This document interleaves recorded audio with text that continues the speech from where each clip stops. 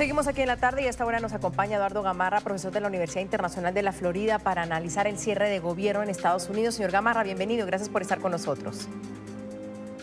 Un placer estar con ustedes.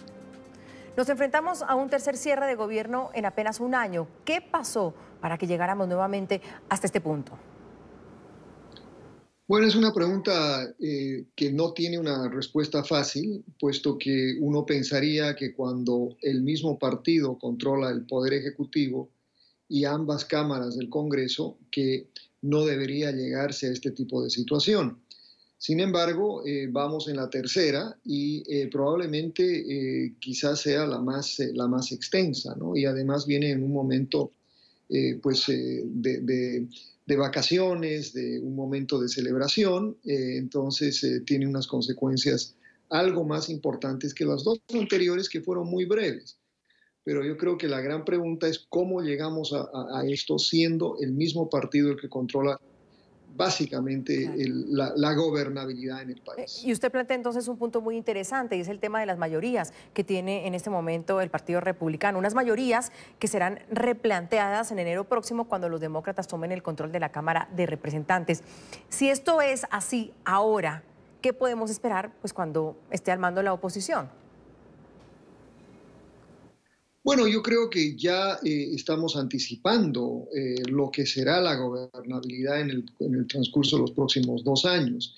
El Partido Demócrata va a tener control absoluto de la Cámara Baja y ya se avisoran y se prometen más bien una serie de investigaciones desde el comportamiento de miembros del Poder Ejecutivo salientes, ¿no?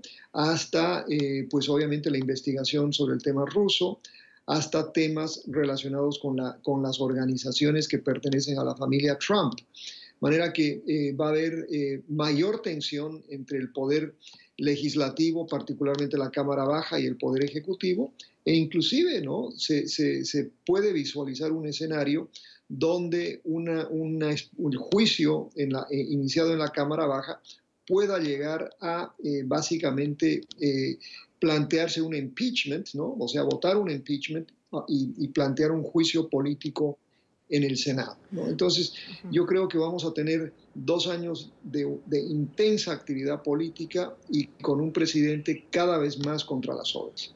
Ahora, por otra parte, la manzana de la discordia es el muro fronterizo. ¿Qué tan fácil será realmente lograr superar estos desacuerdos o va a seguir siendo el caballo de batalla tanto de los demócratas como el de los republicanos?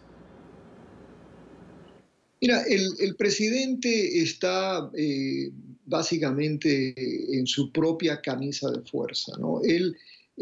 Él piensa que tiene que cumplir con una promesa electoral que fue clave en su victoria, que era la construcción de un muro y con México pagando por la construcción de ese mismo muro.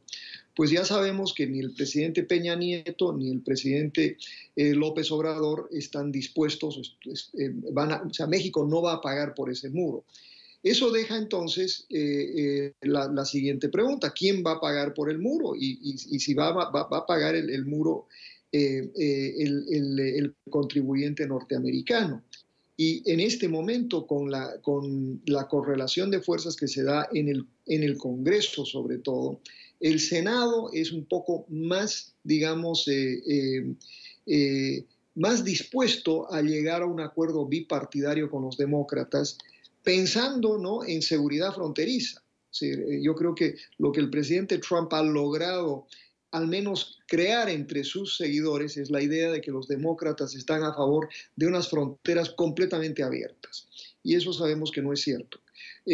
Pero en la Cámara Baja es donde existe el problema hoy. Hay una cantidad de representantes cuyo mandato ha fenecido y que están absolutamente vinculados al presidente Trump y que más o menos que ven esto como su último salvo, digamos, ¿no? Entonces, el presidente está intentando responder precisamente a los sectores más conservadores del partido, a los sectores de un electorado, inclusive mucha gente de prensa, ¿no?, de la prensa conservadora, algunos columnistas muy importantes, algunas columnistas muy importantes, y eso ha llevado entonces a que una promesa de llegar a un acuerdo bipartidario de repente sea echado al costado y estemos en la situación en la que nos encontramos ahora. Eso desaparecerá en enero y el enfrentamiento del presidente Trump ya no será con republicanos algo más, digamos, más dispuestos a un acuerdo bipartidario, sino va a ser de pleno contra los demócratas nuevos que entran a la Cámara, entre los cuales hay gente que es bastante, digamos, en el contexto norteamericano, de izquierda, que no perdonará los pecados del presidente Trump.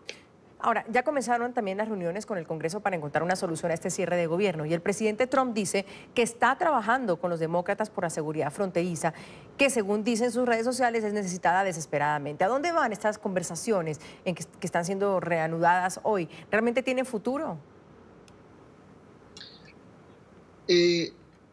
Mira, si es que no llegan a un acuerdo entre que estén satisfechas las tres partes, el Ejecutivo, es decir, el presidente, los republicanos, ¿no? Y ahí yo creo que hay un trabajo previo, que es un trabajo en unificar la posición republicana, ¿no?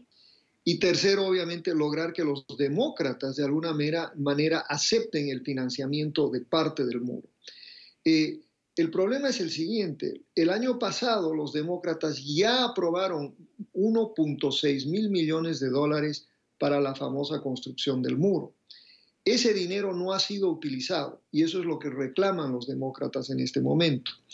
Piden 5 mil millones de dólares adicionales.